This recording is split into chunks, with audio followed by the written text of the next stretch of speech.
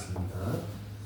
또 내가 새 하늘과 새 땅을 보니 처음 하늘과 처음 땅이 없어졌고 바다도 다시 있지 않더라.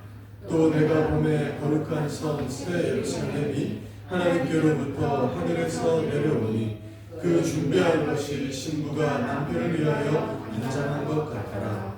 내가 들으니 보좌에서 큰 음성이 나서 이르되 보라, 하나님의 장막이 사람들과 함께 있으며 하나님이 그들과 함께 계시리니 그들은 하나님의 백성이 되고 하나님은 친히 그들과 함께 계셔서 모든 눈물을 그 눈에서 닦아주시니 다시는 사망이 없고 애통하는 것이나 곡하는 것이나 아픈 것이 다시 있지 아니하리니 처음 것들이 다 지나갔음이로라. 아멘. 혹시 누군가를 만났을 때 얼굴을 보자마자 눈물이 활짝 쏟아지신 적이 있으십니까? 저는 이번 주 좀 힘들어서 그런지 우리 성도님들 얼굴을 보니까 눈물이 날 것 같습니다. 저는 이제 중3 때 아버지가 돌아가셨다고 했잖아요. 그래서 어린 나이에 상주를 하느라 힘들었던 기억이 있습니다. 아버지가 돌아가신 것만 해도 힘든데 상주인 제가 교회를 다니니까 장례식을 교회식으로 해야 될지 전통식으로 해야 될지 막 싸움도 일어나고요. 목사님하고 친척들하고 막 싸웠어요.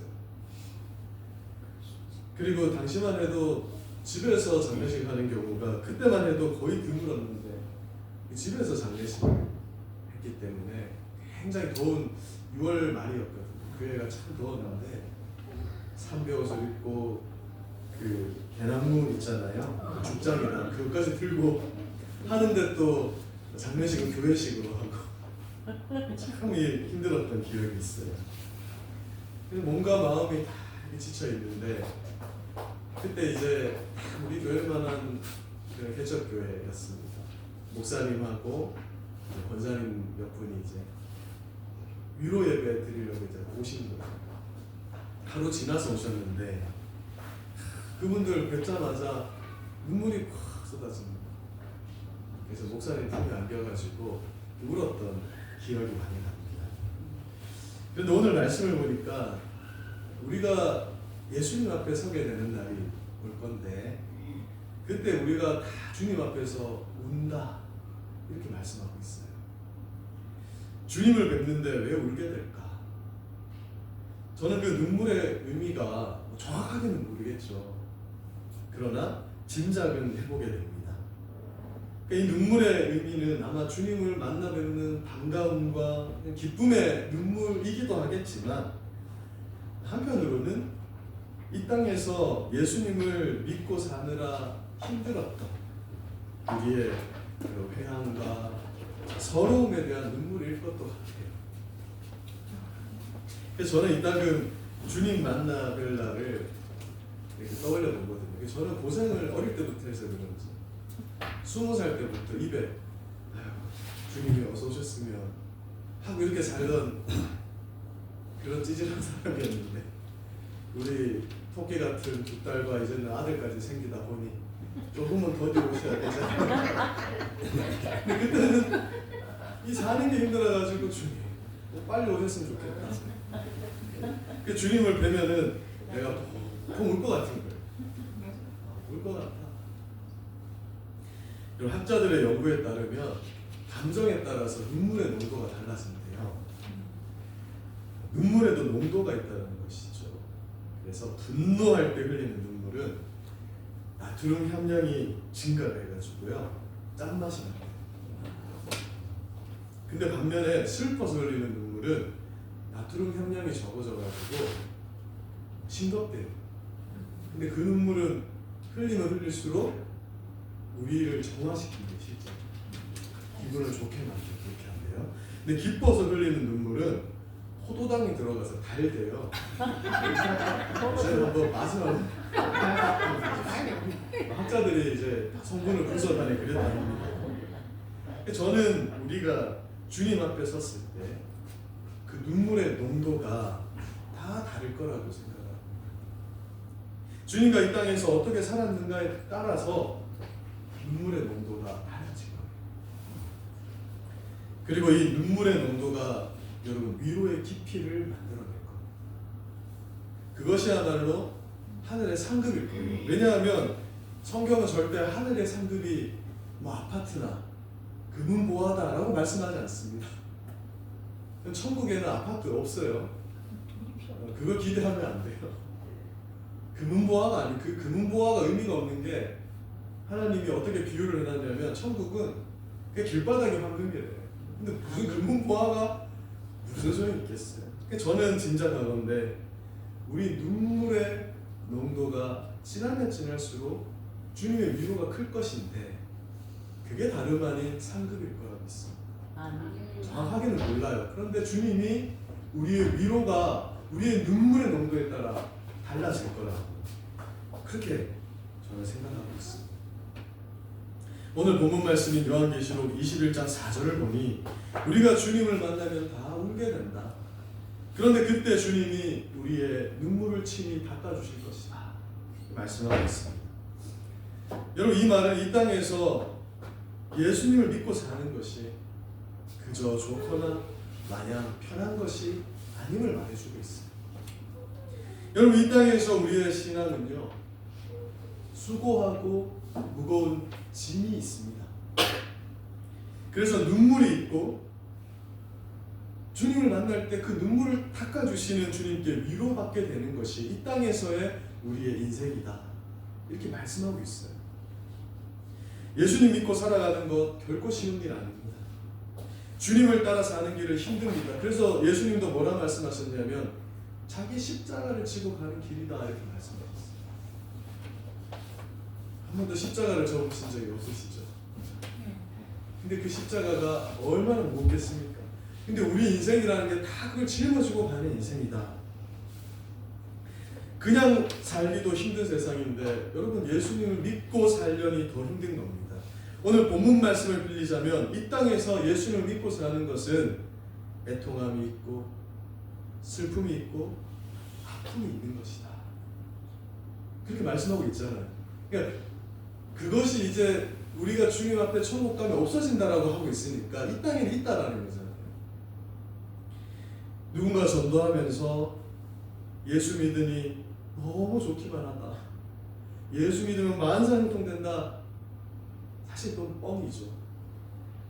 사실 뻥이에요. 왜냐하면 전도하면서 예수 믿는 게 좀 그렇게 쉽진 않다. 힘들다 이러면서 전도하면은 다 도망가지 누가 교회에 오겠습니까? 우리가 뻥을 치는 건데 일종의 착한 거짓말을 하는 건데요. 사실 복음을 전하는 나 자신이 예수 믿느라 힘들어하면서 그렇게 전도하고 있는 거예요. 우리 힘들잖아요. 근데 그렇게 하고 있어요. 게다가 제가 되돌아보니 우리 교회 성도님들의 상황은 더 좋지 못합니다. 주님을 위해서 어려운 교회를 섬기고 계시는 때도 그렇습니다. 성도 수가 많지 않잖아요. 그러니까 교회 일을 섬길 사람도 적고 재정이 어려우니까 주일 예배 마치고 식사 대접을 못하는 게 저는 주일마다 진짜 마음이 힘들어요. 죄송스럽고 마음이 아픕니다. 만약에 큰 교회에 출석하셨으면 이런 걱정 안 하셔도 될 텐데 그죠? 그럼에도 매주 교회에 나오셔서 교회 위에 기도해 주시니 그저 감사하고 그래서 아침마다 눈물이 날 것 같은 거죠. 제가 감사한 것이. 성도들은 예수 안 믿었다면 안 해도 되는 걱정을 덤으로 하고 살아야 돼요. 지난주에 교회 간판 위에 보시면 위에 부분이 이렇게 떨어졌거든요. 나무가 오래돼서 떨어진 것 같습니다. 근데 우리 강도사님 출근하다가 그걸 보고 바로 걱정돼서 저에게 연락을 했거든요. 근데 강도사님이 우리 교회 성도가 아니면 그냥 지나가면 되는 거예요. 아이고 저 교회 간판이 떨어졌네 하고 지나가면 될 일인데 성도이기에 그냥 지나갈 수가 없는 것이죠. 마음이 쓰이는 것은 어쩔 수가 없는 겁니다. 분명 예수님을 믿고 사는 것은 좋은 것이고 기쁜 것이지만 힘든 일도 많다는 것입니다. 예수를 제대로 믿으려면 세상의 것을 포기해야 되는 경우가 대부분이기 때문에 여러분 고통스러울 수밖에 없는 거예요. 성도는 예수 믿고 사느라 참고 살아야 합니다. 세상에서 여러분 바보가 돼야 돼요. 하나님을 믿고 사느라 억울한 일도 있고 속상한 일도 있고 이해하지 못할 일이 가득한데 때로는 내가 교회 권사고 내가 교회 집사기 때문에 목사기 때문에 울며 그 쓴 물을 참아내야 되는 일이 많잖아요. 바보처럼 눈물을 삼켜야 돼요. 왜? 예수님 때문에 내가 참는다. 그런 일이 살아오시면서 얼마나 많았습니까? 성경은 우리 성도들이 이 땅에서 평안할 거라고 말하지 않습니다. 이 땅에서 수고함도 있고 고통스러움도 있다. 그래서 주님이 그 일 다 마치고 우리를 만나면 눈물 닦아줄 거다 이렇게 말씀합니다. 요한계시록 21장 4절에서 그날이 되면 애통하는 것이나 곡하는 것이나 아픈 것이 없을 것이다 이렇게 말씀하는 것은 그날이 되기 전까지 성도들은 이러한 일 때문에 힘들어하고 씨름할 것이다. 그것을 예방주사 놓듯이 말씀하고 그러나 주님이 그 일에 대해서 반드시 보상하시고 그 눈물 닦아주실 것이다. 이렇게 우리에게 약속하고 있는 것입니다. 여러분 이 땅은 천국이 아니잖아요. 마지막 심판을 향해서 달려가고 있는 일종의 구치소예요. 쓰레기통입니다. 여러분 이 땅은 천국이 아닙니다. 요한계시록 21장 1절 말씀처럼 예비하신 새하늘과 새 땅이 오면 여기는 다 불타서 사그라집니다. 그러니까 우리 권사님들 집사님들 지금 몸이 아픈 데가 있고 힘들고 그죠? 벌써 저만 해도 이제 수련회 마치고 보니까 종아리가 터질 것 같아요. 한 달 먹은 게 이제 이게 느낌이 오거든요. 근데 이 몸이 아니라고요. 우리가 입게 될 그 부활의 몸. 그러니까 이 세상은 심판을 기다리는 저주받은 곳이기 때문에 질병도 있고 굶주림도 있고 아픔도 있는데 예수님을 만나는 날 그것이 다 사라지게 될 거다. 그러니 예수 믿느라 그 무거운 짐이 더 추가되지만 우리 성도들은 그날을 바라보며 인내할 수 있는 것입니다. 그래서 요한계시록은 여러분 무서운 책이 아니에요. 요한계시록은 우리에게 위로를 주는 책. 우리는 요한계시록을 읽으면서 아유 큰일 났다. 마지막 때가 이렇게 두렵나 하는 게 아니라 우리는 어서 오시옵소서 주님. 우리는 그날을 고대합니다. 무서운 책이 아니에요. 신천지가 무섭게 만들었죠. 무서운 책이 아닙니다. 요한계시록을 읽을 때 우리는 소망과 기쁨으로 가득 차야 돼요. 마치 군대에 있는 우리 남자들이 저녁날을 이렇게 그 달력 있거든요. 조그만 거 꺼가면서 기다린단 말이야. 그걸 꺼가면서 어쩔 때는 훈련 받느라 일주일치를 못 걸 때가 있었거든요. 한 번에 6개씩 끄면 얼마나 기분이 좋은지. 요한계시록을 읽을 때는 그런 기쁨을 읽는 거예요. 여러분 무엇보다 우리 주님께서 이 땅에서 수고하며 사셨습니다. 만약 우리 주님이 이 땅에서 편안하게 사셨다면 우리가 할 말이 있을 텐데 우리 주님 뭐라고 말씀하시냐면 여우도 굴이 있고 공중의 새도 거처가 있는데 우리 주님은 머리 깎으시 없었어요. 예수님은 거의 산에서 죽으셨어요. 공생의 3년 동안. 여러분 겟세마네 동산에서 새벽 기도하셨다 이러니까 낭만적으로 보이겠지만 사실 그 말은 무슨 말이냐면 잘 곳이 없어서 산에서 산이 우리나라 같은 산이 아니고 낮은 동산인데 돌산인데 거기 돌베개 대고 주무시는 거예요. 기도한다고. 왜? 잘 곳이 없으니까 그렇게 하신 거예요. 그래서인지 복음서에는 예수님이 웃었다라는 표현이 없어요. 사복음서를 뒤져가지고 예수님이 웃었다 찾아오시면 제가 상금을 드리겠습니다. 웃었다는 말씀은 없고 거의 울었다. 자기 백성들 보고 마음이 상했다. 교회를 장사하는 곳으로 만들어가지고 분노했다. 예수님 분노도 많이 하셨어요. 막 그냥 장사하는 거 뒤집어 엎어버리시고 이러셨단 말이에요. 우리는 다 예수님의 제자들이잖아요. 그 뭘 말하냐면 그러니까 너희는 나를 따라오라. 왜 자기 십자가를 져라. 그게 무슨 말이냐면 이 땅에서 이렇게 고통 속에서 예수님이 사셨으니 예수님의 제자들인 우리 역시 고통을 감내하는 것이 당연한 것이다. 이런 말씀이 되는 것입니다. 사랑하는 여러분, 그래서 우리는 주님 만나면 다 울게 될 거예요. 그리고 그 눈물의 농도는 우리가 이 땅에서 어떻게 살았는지에 따라 다 달라질 거예요. 어떻게 십자가에서 죽기 전에 구원받은 그 한편 강도 있잖아요. 그분과 일평생 교회를 위해서 정말 목숨까지 걸며 사역했던 사도 바울의 눈물의 농도가 같겠어요? 같겠습니까? 주님 앞에서 할 말이 다르지 않을까요?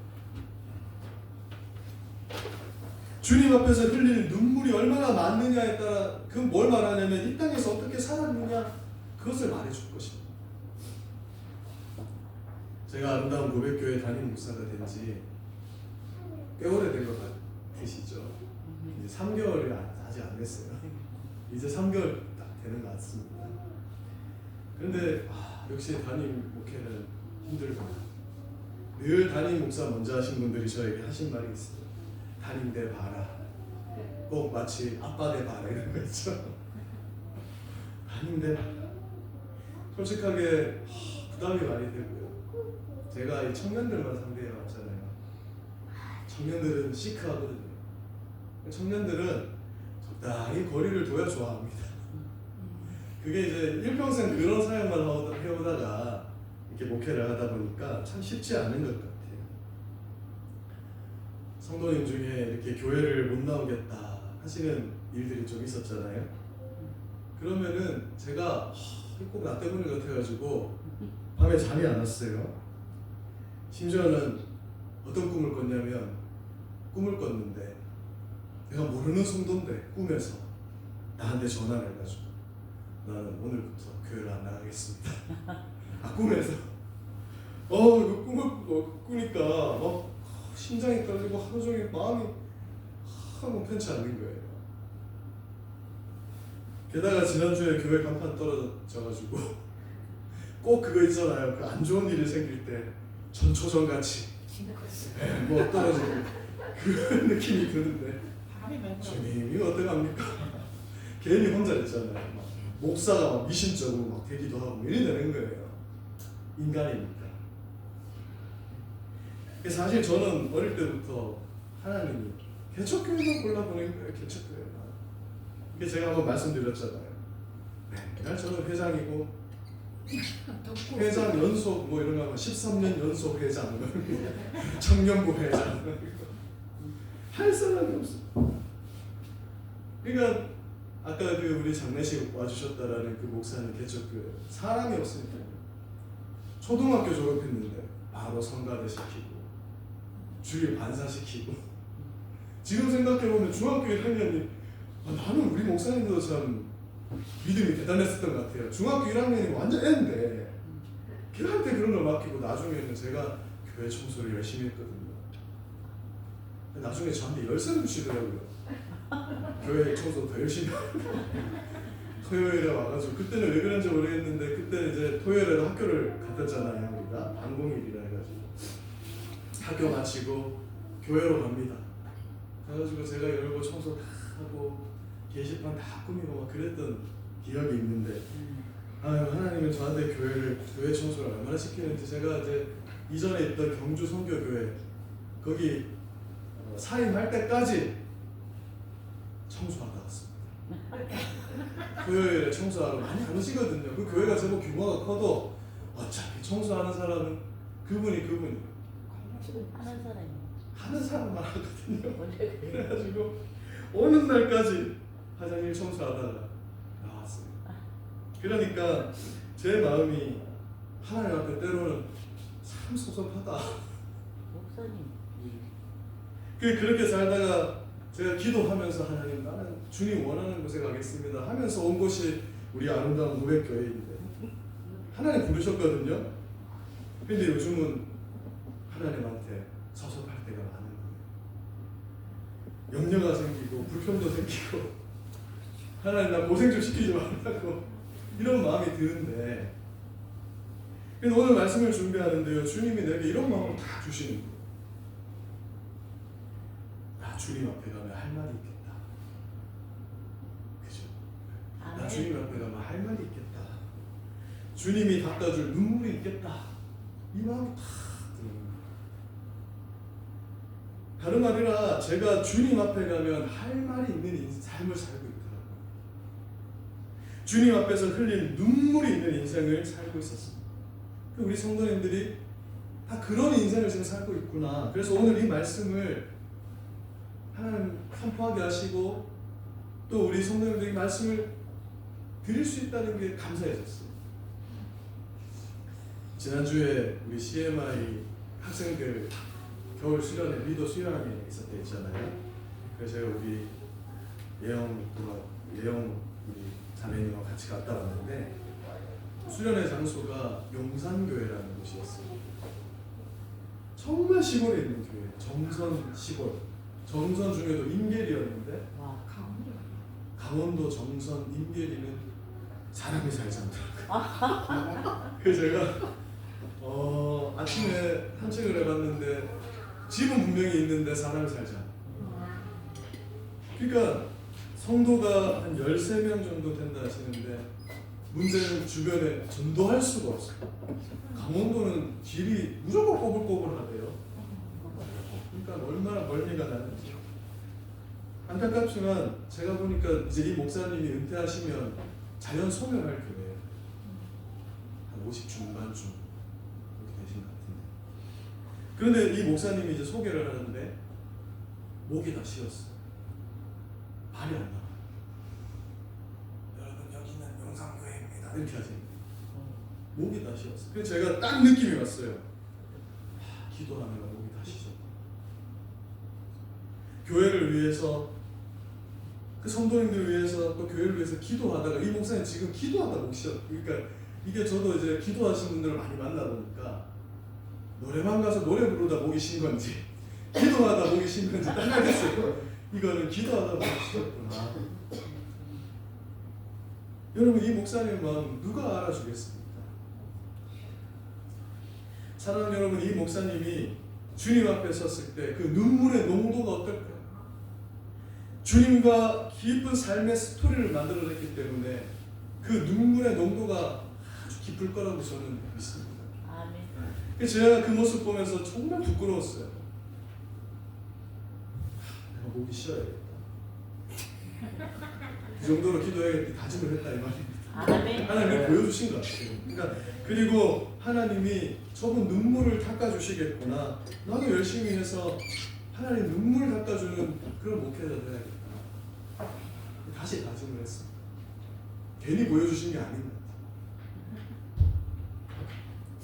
일전에 제가 그 오카노 목사님이 사전에 이런 말을 했다고 한번 말씀드린 적이 있습니다. 오카노 목사님이 뭐라 하시냐면은 여러분 정신 차려요. 교회가 3만 명이 되고 교역자가 100명이 넘어도요, 내가 천국 가면 상금 못 받을 것, 하나님 앞에 부끄러울 것 때문에 땀이 납니다. 저 좋은 것 많이 먹습니다. 좋은 대접 이 땅에서 다 받았습니다. 온갖 집회 다니고 상급 이 땅에서 다 받았어요. 그런데 하나님 앞에 가서 받을 상급이 없을까 봐 땀이 납니다. 이렇게 하셨거든요. 우리 성도님들을 향해서 아마 세상 사람들은 이렇게 이야기할 겁니다. 뭐하러 교회 다니냐? 교회 다니면 뭐 뿔이 떨어지냐? 돈을 주냐? 그런 말씀 들어보셨죠? 그리고 이왕에 다닐 거면 큰 교회 가야지. 큰 교회 여러분 다 갖춰져 있는 교회 가면 너무너무 편한 거 모르시죠? 안 가보셔가지고. 그래서 저는 작년에 이 사역을 조금 쉬면서 우리 교단에서 제일 큰 교회가 부산의 호산나 교회라고 있어요. 8,000명 이렇게 되거든요. 좋더라고요. 왜냐하면 우리 애들 맡기면 유치원처럼 다 해주고요. 맛있는 간식도 주고, 우리는 앉아서 예배 드리고, 이제 애들 데리러 가면 선물까지 줘가지고 야, 너무 좋구나. 그런데 저는 확신하는 게 한 가지 있습니다. 그게 뭐냐면 우리 성도님들은 지금 주님 앞에 가면 할 말이 있는 신앙생활을 하고 계시다는 거예요. 우리는 뭐라고 있냐면 주님 앞에 가서 지금 할 말을 준비하는 바보들이에요. 제가 우리 이기환 목사님 그 모친 장례식 때도 우리 봉고차로 이렇게 갔었잖아요. 또 우리 이상득 목사님, 김준희 목사님 우리 아드님 결혼식 때도 성도님들과 함께 차 타고 쫙 가면서 제가 뭘 알게 됐냐면 우리 교회 히스토리를 알게 됐잖아요. 왜냐면은 그 봉고차 안에서 얼마나 예전 교회 그 얘기 있잖아요. 교회 시내에 있었던 이야기, 교회 어떻게 나오게 됐는지 이야기, 또 이곳으로 교회를 옮길 때 이거는 누가 헌신했고 뭐 이런 얘기를 다 듣다 보니까 제가 한 3번 운행하면서 역사를 다 알게 됐죠. 제가 보니까 아마 밤을 새도 얘기하겠다. 여러분, 그런데 저는 사실 그 이야기에 끼지를 못해요. 뭔 말을 하시는 거지? 시내에서 뭐 어쨌다는 거지? 뭐 저는 알 수 못하요. 왜냐하면 그때 저는 여러분도 함께 하지 않았잖아요. 그러니까 하나님과 우리 사이에 할 말이 있다는 게 여러분 이런 의미인 거예요. 우리는 지금 하나님과 스토리를 만들어가고, 여러분 다른 경전과 달리 뭐 불교도 경전이 있고 모든 종교는, 고등 종교는 저 경전이 있어요. 그 경전은 다 좋은 말을 써놨습니다. 구원이 없을 뿐이지 우리 인생에 도움이 돼요. 불교 경전 어쩔 때는 야, 불교 스님들도 요즘 얼마나 설교를 잘하는지 모르시죠? 진짜 잘합니다. 그분들 신학을 공부하시는 가세요. 왜냐하면 성경을 배워야 더 풍성하게 나오거든요. 진짜로. 그래가지고 이분들이 얼마나 열심히 하는데, 그런데 다른 경전과 달리 성경은 한 사람의 인생 스토리를 적어놨어요. 교훈과 가르침은 그렇게 많지 않고 누가 어떻게 살았다 이걸 적어놨어요. 왜 그랬을까? 그것이 중요하기 때문에. 하나님과 함께 살며 스토리를 만들어가는 게 우리 인생인데, 스토리가 있는 인생은 결국 주님을 만났을 때 할 말을 만들어내고 눈물을 만들어낸다는 거예요. 아멘. 여러분, 주님을 만났는데 할 이야기가 없어갖고 멀뚱 서 있다면 얼마나 민망할까요? 사랑하는 성도 여러분, 주님 앞에서 할 말이 있는 인생이 되어야 하지 않겠습니까? 눈물 나는 세상, 힘겨운 세상이지만 우리가 어떻게 버틸 수 있냐면 우리 이야기를 들어주실, 그리고 우리 눈물 닦아주실 예수님을 보며 버틸 수 있는 겁니다. 그래서 하나님, 내가 이 땅에서 아름다운 고백교회 힘들지만 끝까지 잘 버텼지요. 제가 봉고차 타고 오니까 이건 정말 인생극장들을 써오셨는데 한 번도 빠짐없이, 그러면 주님, 내가 그때 힘들었습니다. 근데 주님 믿느라고 참고 버티고 주님 다 아시죠? 내가 그때 주님 앞에서 얼마나 목숨 걸고 기도했습니까? 주님, 그때 내가 한번 주님 그때 그 기도한 거 기억하시죠? 하면서 주님 만나면 막 다다다다다다 할 말이 있어야죠. 평온하게 그냥 교회, 큰 교회 기둥 뒤에 숨어가지고 그냥 오늘도 예배드리고 주님 만나기도 하고, 아무 고민도 근심도 없이 살다가 주님 앞에 가면 할 말이 없잖아요. 영원히 살아야 되는데 어떨까? 야, 나는 그거 너무 고통스러울 것 같아요. 주님이 이 땅에서 점과 같은 우리 인생에서 그 시간을 우리가 만들고 계시는 거니까 우리 지금이라도 주님과의 그 이야기를 풍성히 만들어가는 우리 성도님들 되시기를 주님의 이름으로 간절히 축원드립니다. 아멘. 그래서 우리가 주님 만날 때 울게 될 것인데 그때 어떻게 한다고 말씀합니다. 우리 21장 4절 한 번 더 읽어보겠습니다. 시작. 모든 눈물을 그 눈에서 닦아주시니 다시는 사망이 없고 애통하는 것이나 곡하는 것이나 아픈 것이 다시 있지 아니하리니 처음 것들이 다 지나갔음이로라. 아멘. 내가 그 눈물을 닦아줄 거다. 그래서 다시는 눈물 흘리는 일이 그날에는 없을 것이다. 이렇게 말씀하고 있습니다. 그래서 우리는 그분을 뵐 때까지 인내하면서 이 길을 가는 거예요. 그래서 로마서 5장 3, 4절은 뭐라고 말씀하냐면 다만 이뿐 아니라 우리가 환난 중에도 즐거워한대요. 환난이 이야기를 만들기 때문에 즐거운 거예요. 우리가 이 남자들이 군대 갔다 온 있잖아요. 만나면 이번에 강원도로 가놨더니 이 청년들이 이제 막 전역했잖아요. 강원도에서 누가 더 추운 데 있는지 얘기하고 있네. 왜 그럴까요? 여기 오니까 생각나니까 스토리가 있으니까. 그러니까 여러분 우리가 왜 환난 중에도 즐거워할 수 있냐면 주님 만났을 때 할 말을 만들었기 때문이에요. 그래서 사도 바울이 뭐라고 얘기하냐면 이 환난이 인내를 만든대요. 그러니까 힘들어도 이 땅에서 참아낼 수 있다 이 말이에요. 인내를 만들어내고 인내는 우리를 연단시킨대요. 우리를 변화시켜요. 예수님 안에서 성숙하게 만들어. 그러면서 소망을 만들어낸대요. 주님 앞에 가면 괜찮아질 건데 참자. 이 땅에서 참자. 요한계시록 21장은 그래서 하나님이 구원받은 자들을 위해서 준비하고 계신 이 새하늘과 새 땅에 대해서 말씀하는 겁니다. 이 땅에서는 너희들이 고생하지만 그 처음 것이 다 사라질 거야. 완전히 새로운 세상 펼쳐진다. 지금 이 몸으로 부활하는 것이 아닙니다, 여러분. 우리는 상상할 수도 없는 건강한 몸으로 상상할 수도 없을 거예요. 그것으로 우리가 새롭게 우리 세상을 하나님 펼치고 준비하고 계시니 소망을 가져라. 그날을 고대하여라. 그래서 기독교는 믿음의 종교이고 사랑의 종교이기도 하지만 소망의 종교인 것입니다. 아멘. 그래서 저는 힘든 가운데에서도 우리 주님이 낚아주실 눈물을 기대하고요. 우리 모든 성도님들이 다 그 하나님 앞에서 그 눈물을 기대하며 소망하는 그런 성도님이 되었으면 좋겠다. 이렇게 기도하고 있습니다. 자, 끝으로 한 가지 유념할 점을 말씀드리고 마무리를 하겠습니다. 그런데 중요한 건 뭐냐면 우리 하나님 꼭 그날에 가서만 우리 눈물 닦아주시는 게 아니라는 거예요. 이 땅에서도 눈물 마를 날이 없는 인생이지만 우리가 언제라도 주님 앞에 다가가기만 하면 이 땅에서도 우리 주님은 우리를 위로하여 주신다는 것입니다. 우리 하나님 뭘 좋아하시냐면요, 우리 마음 안에 있는 내면의 쓰레기를 받기를 좋아하시는 분입니다. 여러분, 우리 하나님이 왜 원수 갚지 마라 하신지 아세요? 네 원수 네가 갚지 마라. 그 말은 네 손에 더러운 거 묻히지 말라는 거예요. 그거 내가 하겠다는 거예요. 여러분, 기독교를 오해하면 안 되는 게 뭐냐면 하나님이 그럼 악인도 다 용서한 데가 아니에요.